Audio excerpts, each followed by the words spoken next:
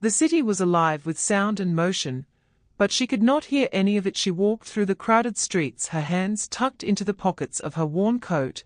and she felt the vibrations of life through the soles of her shoes, the rumble of buses, the faint thrum of music from a nearby cafe, the chatter of people passing by, and she understood the world not through its noise, but through its rhythm and pulse. She had always been like this, even as a little girl in her small apartment. She had watched the world around her and learned its language through expressions, gestures, the tilt of a head, the curve of a smile, and in those moments, she had discovered her gift, the gift of seeing the unspoken, and feeling what others could only hear.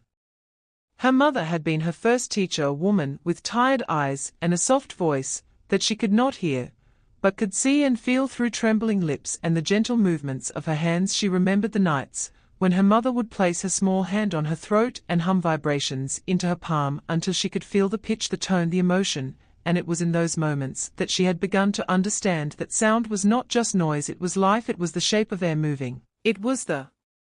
touch of emotion traveling invisible lines from one being to another, and she carried that understanding with her into every classroom, every crowded street, every quiet corner, where someone was trying to speak, and no one was listening. Her first day teaching in the city had been overwhelming. The building towered above her like a steel mountain, and the hallways echoed with the voices of children laughing, yelling, running, and though she could not hear them, she felt the currents of energy that filled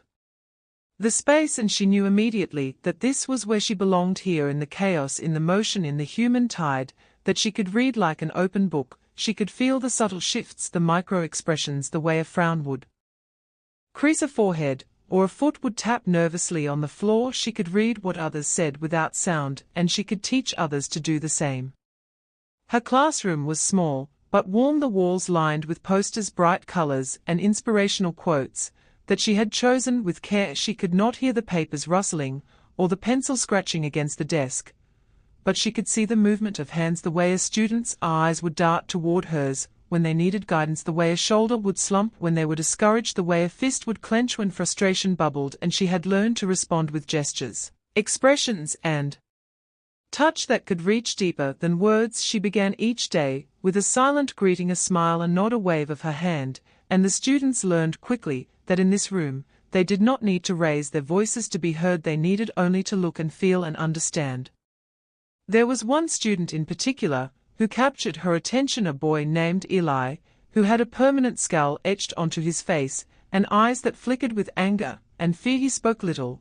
and when he did it was in clipped tones that no one seemed to hear. He was a child of the city streets, of broken homes and abandoned hopes, and she could see the weight he carried on his small shoulders, the heaviness in his gait, the tension in his hands, the way he recoiled from contact, and she knew that teaching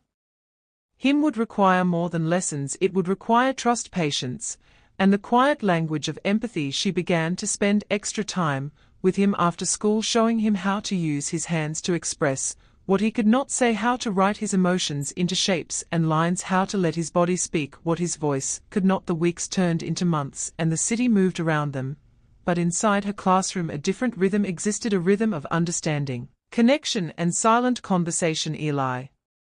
began to respond. The scowl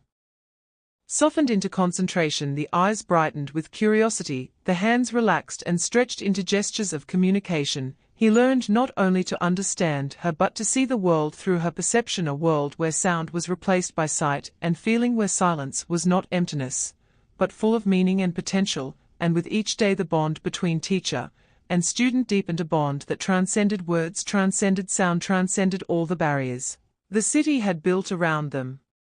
Outside the classroom, life continued its relentless pace. The traffic honked, the subway roared, the sirens screamed, but she moved through it with a quiet confidence. She had learned to navigate the chaos not with her ears, but with her heart, her eyes, her hands, and it was in the quiet moments between lessons, when she stood on the rooftop and felt the wind against her face, when she watched the city lights flicker like fireflies in the distance, that she allowed herself to feel the sorrow, the loneliness that often accompanied her gift, a gift that set her apart, a gift that isolated her from the world of sound yet connected her more deeply to the essence of life itself. She knew she was different, And yet she had found her place, she had found her purpose. One evening, as the sun dipped below the horizon painting the skyline with gold and crimson hues, she watched Eli struggle with a simple assignment, the frustration building in him until she saw the tears well in his eyes and the trembling of his small hands. She knelt beside him, placed her hand over his, and traced the shapes of letters, guiding him through the words, the shapes, the curves, the angles. And in that instant he looked at her eyes wide and whispered something she could not hear, but felt through the pressure of his hand, the trembling of his voice, the shift in his body. She knew then that everything she had endured, every moment of silence, every isolation, every struggle, had led to this moment, a moment of connection, pure and unbroken, a moment where the world outside disappeared, and only the language of understanding remained. The city continued to hum its endless song, but she walked through it knowing she had carved a space of silence and meaning within its chaos. She had learned to translate the noise of the world into the language of life, into gestures, glances, touches, and vibrations that carried more weight than any spoken word. She had learned that teaching was not about giving voice to the voiceless, it was about showing them they had always had a voice. It was about helping them find the courage to speak in their own way, even if the world could not hear it. And it was in that understanding that she found her strength, the bittersweet realization that the world would never be completely hers to hear, but that through her hands, her eyes, and her heart she could reach others and give them the gift she had longed for herself. Night fell over the city and the lights reflected off the glass towers. She walked home, feeling the hum of life through the soles of her shoes, the vibrations of subway trains, the thrum of distant music, the faint echo of conversations. And she felt connected to everything, yet apart from everything in a way that was uniquely hers. She knew the path ahead would be difficult, there would be struggles, heartbreaks, moments when she would question the worth of her gift and the solitude it brought, but she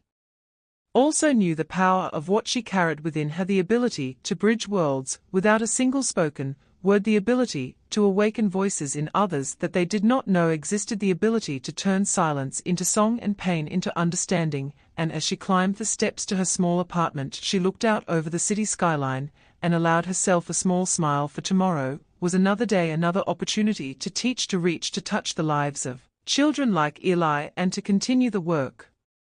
that only she could do. And in the quiet darkness she felt a hand in her mind, a whisper she could not hear,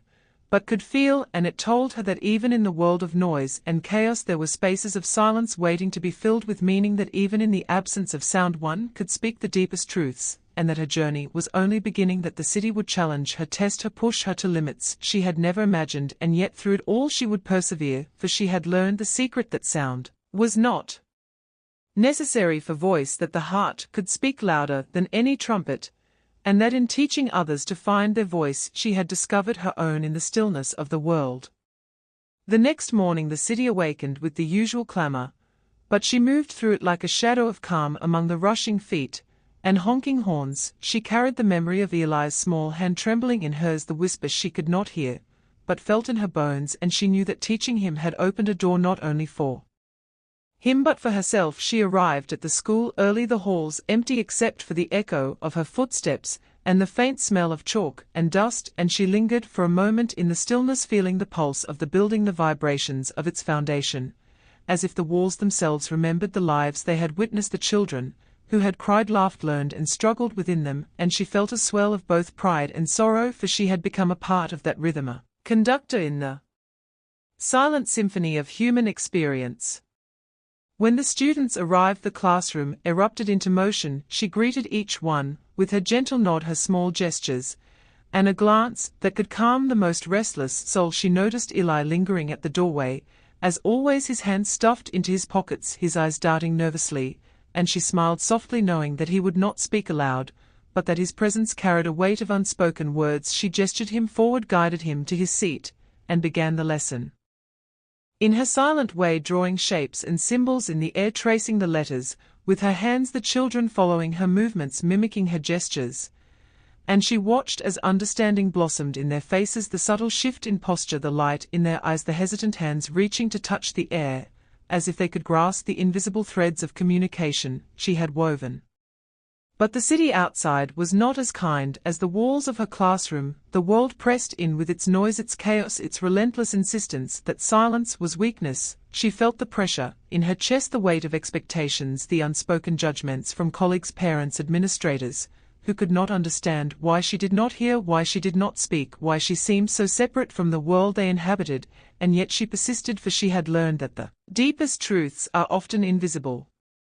to those who only look with ears and mouths, and she carried on teaching, shaping minds, hearts, and souls with the quiet power of presence, patience, and unwavering faith. Eli's progress became the focus of her days. She watched him struggle to translate the chaos inside him into gestures, words, shapes that made sense in the silent language they shared. She spent hours after school guiding his hands, tracing letters in the air, showing him how to shape his thoughts into visible forms, how to speak with his body when his voice would not carry. And she saw the walls around him begin to crumble, the anger softening, the fear receding, the shadows in his eyes giving way to sparks of curiosity, and she felt a pang of bittersweet pride, for she knew that the world outside would not be as gentle as she was, that the lessons he learned with her might be tested in ways they could not yet imagine, and she wondered if she could prepare him for the harshness that awaited beyond the walls of their sanctuary. One day a new student arrived, a girl with bright eyes and a restless energy that seemed almost too much to contain. She was curious, observant, unafraid to challenge the silence that governed the room, and immediately she became a mirror to Eli, a reflection of what he might have been without the burdens he carried. The girl's presence stirred something in him, a flicker of hope, a desire to connect not only with her, but with the world in ways he had never dared to imagine. The three of them formed a delicate triangle, teacher, student, and student, a silent network of understanding and empathy that grew stronger with each day. The girl learned quickly the gestures, the shapes, the unspoken rules of the classroom, and in teaching her she also taught Eli, reinforcing the lessons of trust, patience, and courage that were the foundation of their fragile community.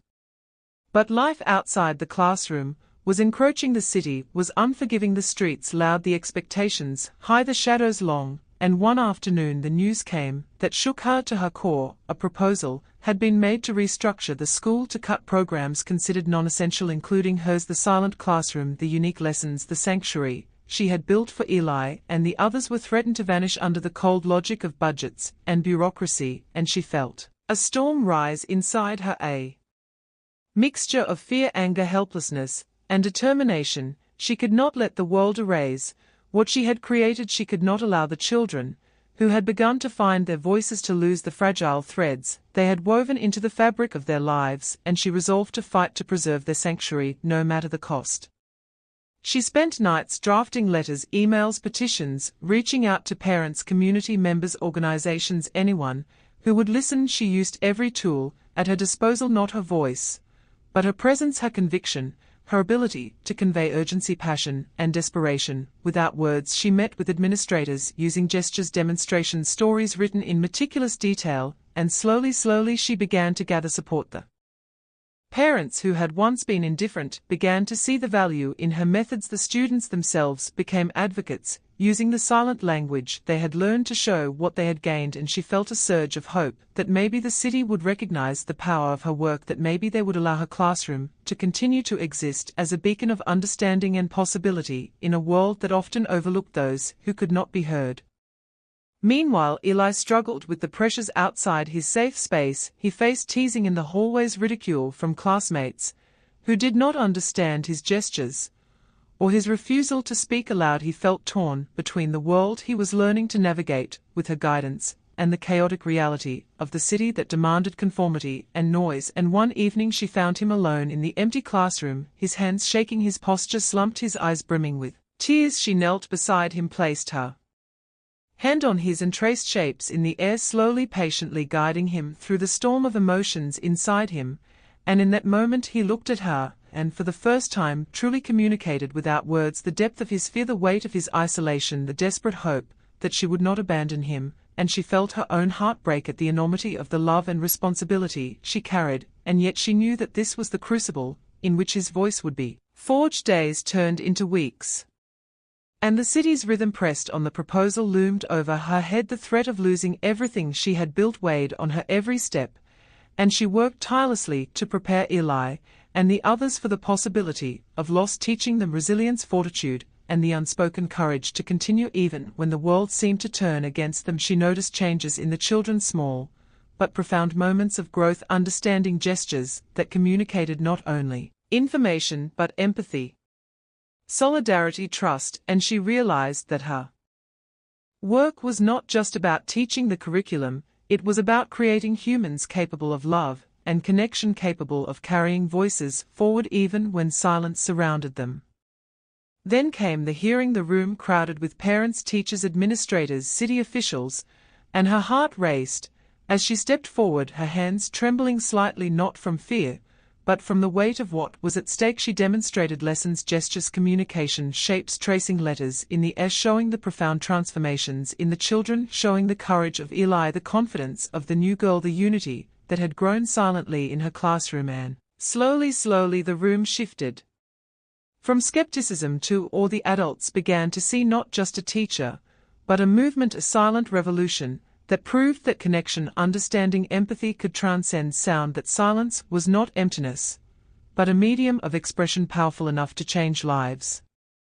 The decision came days later, and the school board voted to preserve the classroom. It was a victory tempered with exhaustion, relief, and lingering fear for the future. She hugged Eli, the girl, and the others in the silent language they all knew so well, feeling their hearts against hers, understanding the depth of their joy and gratitude. And yet she knew this was only one battle in the ongoing struggle to prove the worth of the work she had devoted her life to. She looked out at the city skyline that evening, the lights reflecting in the glass towers, a glittering network of challenges, opportunities, and unknown futures. And she allowed herself a quiet smile, for she had survived the first storm, had preserved the sanctuary, and continued to teach the unspoken truths of life and connection. As night fell, she walked home alone, the vibrations of the city beneath her feet, the rumble of subway trains, the faint hum of distant music and chatter. She felt the bittersweet weight of her gift, the beauty of what she had created, and the fragility of it all. She knew the coming months would test her again, new students, new challenges, new obstacles that would demand everything she had and more, and yet through it all she felt a quiet, fierce determination, a knowledge that she was exactly where she was meant to be, that the city with all its chaos, noise, and indifference could never extinguish the work she had begun, and she would continue to teach, to inspire, to give voice to those who could not speak. And in that knowledge she found both sorrow and hope intertwined in an eternal dance of purpose and love.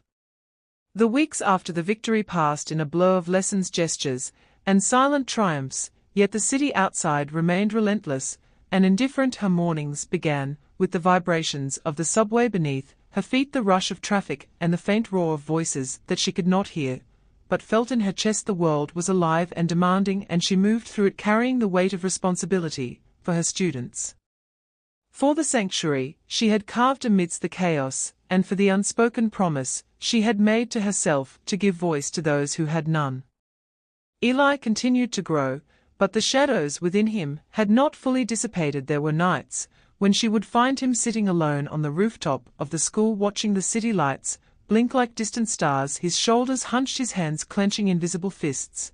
and she would sit beside him, tracing gentle shapes in the air with her hands, showing him that even in the midst of fear and anger there was a way to communicate, a way to be understood. And slowly he began to respond, the tension easing, the shoulders dropping, the eyes lifting, and in those moments she realized that the work they were doing together was not just teaching, it was healing, a mutual understanding that transcended spoken words, a bond deeper than language itself. But life has a way of testing even the strongest hearts, and one grey morning a letter arrived from the city council. A proposal to relocate the school to a less accessible building, citing budget constraints and efficiency. The very heart of her sanctuary threatened once again, and she felt the familiar surge of panic, fear, anger, and determination. All at once she could not let them destroy what they had built, the children she had nurtured, the bonds they had formed. She spent nights preparing arguments, evidence, examples, showing transformations, gestures that spoke louder than words, documenting every small victory, every breakthrough, every moment of growth, and she carried herself into meetings with a calm she did not always feel inside, knowing that her very presence and conviction could convey what words could not. Eli sensed the tension even before she entered the classroom, That morning his small body tense, his eyes flicking nervously around the room, and she knelt beside him, placing her hand over his, tracing the familiar shapes, letters, motions that always calmed him, teaching him to channel his anxiety into gestures that expressed the fear, the frustration, the helplessness. He could not speak aloud. She saw him take a deep breath and reach out, not with words, but with motion, tracing a slow line in the air that expressed his anger, then a circle that showed his hope, and finally a small upward flick that conveyed his trust. And she knew then that he had learned more than letters. He had learned to speak his heart without sound, to translate the storm within him into a language that could be understood, and that was the most profound lesson of all.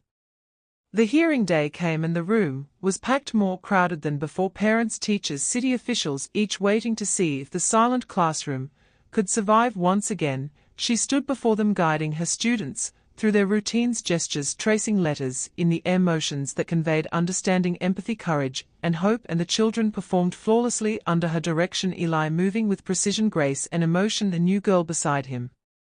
Sudden weakness that crept into her body, a fatigue that no amount of rest could ease, a tremor that ran through her hands and made tracing letters painful. A doctor's visit confirmed the diagnosis, a progressive neurological condition that threatened her ability to move with precision, to communicate with the subtlety and grace that her teaching required, and she felt her world tilt on its axis. The sanctuary she had built, the students who depended on her, the rhyme mirroring his motions, the other students following like a well-rehearsed symphony, without a single spoken note. The board watched silently, then slowly the skepticism on their faces began to melt, replaced with awe, amazement, wonder, and in that moment she understood the depth of what they had accomplished, a transformation, not just in the children, but in the world around them. In a place that had never fully understood silence, they were witnessing its power. After the hearing she walked home, the streets alive with the familiar hum of life beneath her feet, the vibrations of buses, the soft echo of music drifting from open windows, the chatter of people she could not hear, but could sense in the rhythm of movement, and she allowed herself a moment to breathe, a small quiet triumph. But the relief was fragile, for she knew the city would continue to test her, the bureaucracy would continue to threaten the work she loved, the delicate threads of trust and understanding she had woven could fray at any moment, and she would have to fight to maintain them. Yet she also knew that she was no longer alone. The students had learned to speak through gestures, to convey meaning through touch and motion, to carry the lessons beyond the walls of the classroom, and that gave her hope that even if the world challenged her, the seeds she had planted would endure. But then came the illness, the rhythm of her days, all threatened by the fragile shell of her own body. The city's chaos outside now mirrored the turmoil within her own veins, and she faced a truth more terrifying than bureaucracy, more daunting than skepticism. She might lose the very gift that had defined her life. Eli sensed the change before she could speak of it, his eyes scanning her hands, the slight tremor, the hesitation in her movements. He approached her one afternoon, as the classroom emptied, placing his small hand over hers, letting her feel his concern, guiding her through gestures that conveyed support, understanding, love, and she felt a rush of bittersweet emotion, the depth of connection they shared stronger than ever, yet tinged with fear and sadness for the future she knew she could no longer hide. The truth that some battles were beyond even her strength to fight, and that the city outside would not pause its relentless pace for her decline. She continued to teach, as best she could each day, a delicate dance of endurance and determination, tracing letters slowly with tremulous hands, guiding students with careful gestures, improvising motions to convey meaning, her body aching, her mind straining, but her heart resolute. She would not abandon the children she had nurtured. She would not let them lose their voices, even if she was losing her own. And the students responded with a maturity and understanding that astounded her. They adapted, they mirrored her motions, compensated, they became part of the teaching process themselves, a silent network of resilience and empathy, forming a living testament to the power of connection beyond sound and words. One evening she watched Eli and the girl practice their silent communication on the rooftop, the city skyline a glittering maze behind them, their small hands tracing shapes and letters in the fading light, and she felt a mixture of sorrow and pride, for they were no longer merely her students, they were carriers of a language she might soon be unable to use for herself. They had learned to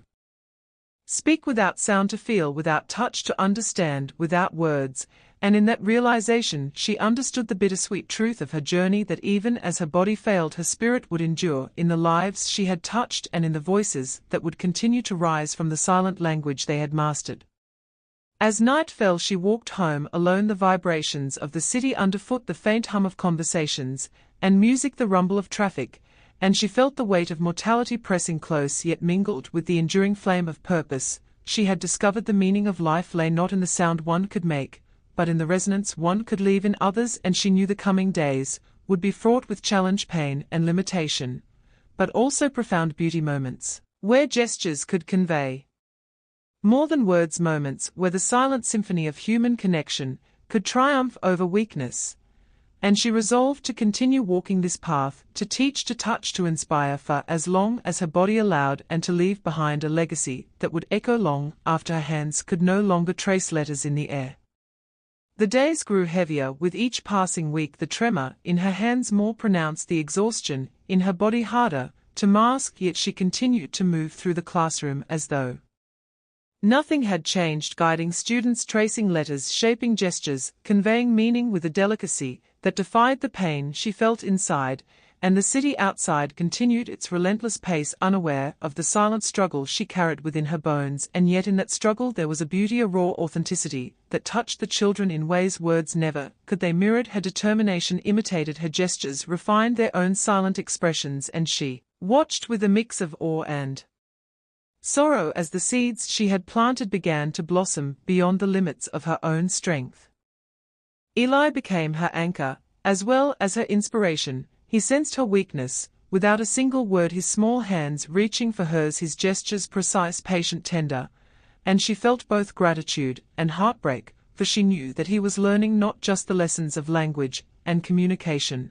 but the harsh truths of human fragility, the inevitability of loss, the necessity of courage in the face of adversity, and in his silent understanding she found a reflection of herself, a reminder that even as her abilities waned, the impact of her presence would endure. One afternoon the school organized a public demonstration of the silent classroom, a showcase for the city officials, the parents, the community, a chance to witness firsthand the transformations that had occurred under her guidance. She stood at the front of the room, her hands trembling as she traced letters and shapes in the air, each motion careful, deliberate, imbued with meaning. The children responded flawlessly, mirroring her movements, expanding on them, improvising when necessary to convey thought and emotion. The audience watched in quiet fascination, a mixture of skepticism melting into admiration and awe, and she felt the familiar rush of pride tempered with the weight of exhaustion and fear, for she knew this might be her last chance to prove the value of the work she had devoted her life to. After the demonstration, Eli approached her and held up a small notebook he had been keeping hidden, a collection of gestures, letters, drawings, all painstakingly recorded, the evolution of their silent language, the expressions of his own emotions, the attempts to capture the intangible essence of connection. And she took the notebook in her hands, tracing the shapes, gently absorbing the depth of understanding that had grown within him, the brilliance of his mind, the courage of his spirit, the legacy of their shared journey. And she realized that in this small book lay proof that the work they had done together could survive even if her hands. Then came the day when the tremor was too great, when her hands could not trace a single letter without trembling violently, when fatigue overwhelmed her body, and she realized with aching clarity that she could no longer teach in the way she always had. She sat in the empty classroom for hours, her hands resting on the desk, the shadows of the afternoon creeping across the floor, the faint hum of the city beneath her feet, and she wept quietly for the loss of the gift that had defined her existence, and for the uncertainty of what lay ahead, for Eli, for the students, for the sanctuary she had built. And yet within her sorrow there was also a deep and abiding peace, for she had given everything she had poured herself into lives, she had touched hearts, she had transformed souls, and in that knowledge she found a fragile smile. Eli came to her side, placing his small hand over hers and gesturing softly, the words flowing without sound, conveying love, gratitude, understanding, and encouragement. She traced his gestures as best she could, absorbing their meaning, feeling the resonance in her chest, and she realized that though her hands might fail her spirit would never be silenced. The language they had built together would continue through them, through the children she had nurtured, through the hearts and minds she had awakened, and the city outside could continue its noise, its chaos, its indifference, but it could not erase the echo of the silent voices she had inspired. In the final weeks of her teaching, she adopted a new rhythm, a way of guiding without relying solely on the precision of her hands, using gestures from across the room, using the children themselves as conduits, amplifying the silent language they had developed together. She watched with awe as Eli and the others flourished, taking ownership of lessons, communicating with one another, improvising, creating a network of understanding that transcended her limitations, and she felt a deep and abiding pride, tempered with the ache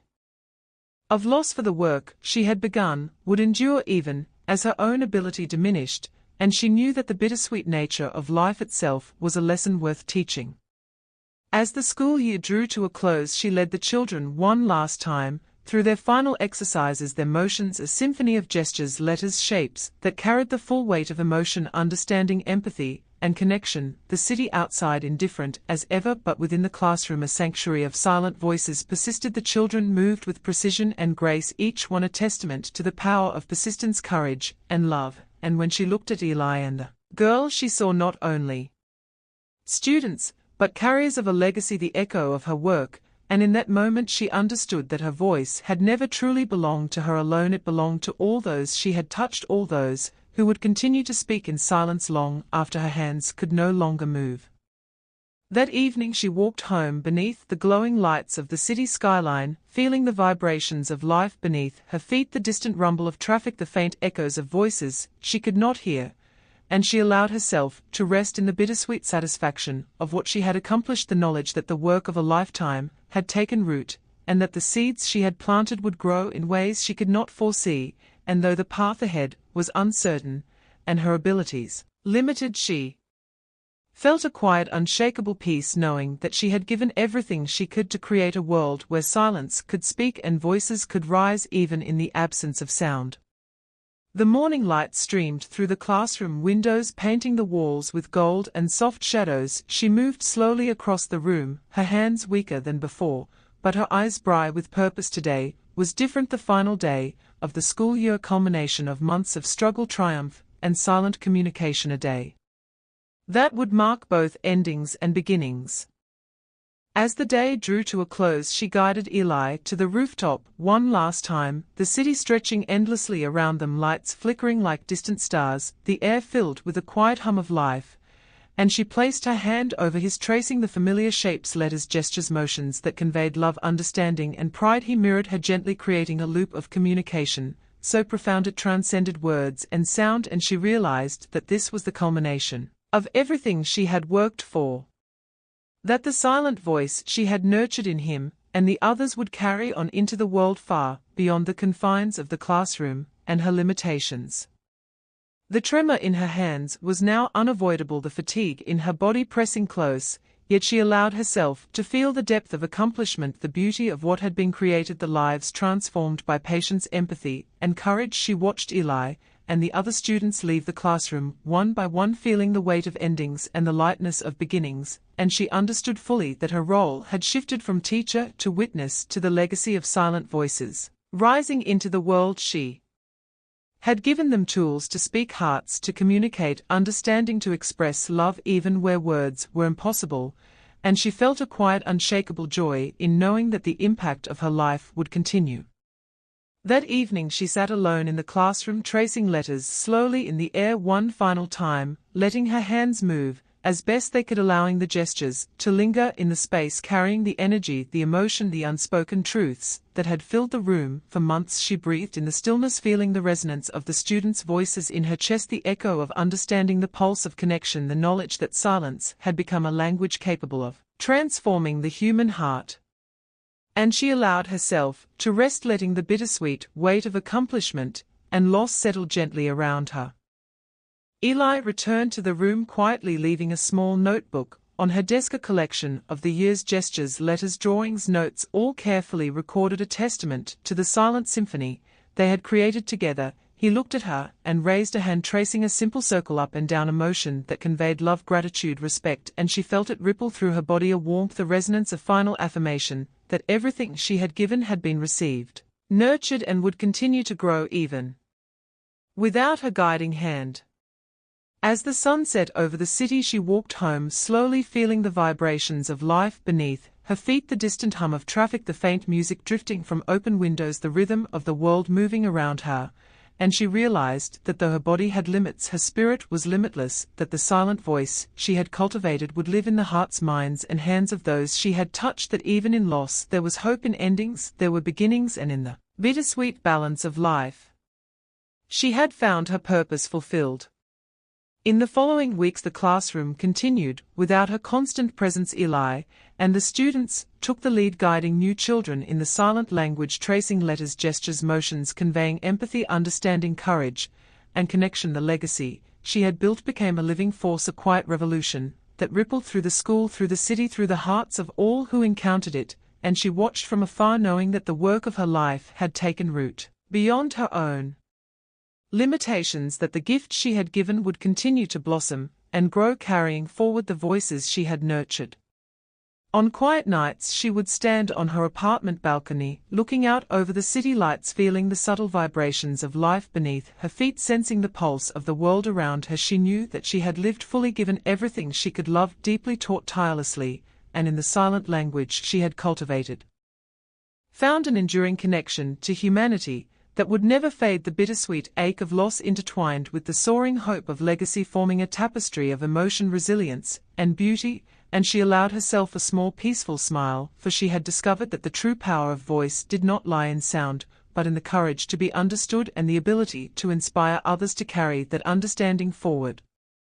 And as the night deepened, the city settled into a rhythm she could feel in her bones. She traced one final gesture in the air, a simple sweeping line that encompassed all she had taught, all she had learned, all she had loved, and she knew with quiet certainty that the silent voices she had nurtured would continue to rise in their own way, carrying the lessons of empathy, courage, understanding, and connection into a world that had once overlooked silence, but would now never forget it. And in that moment,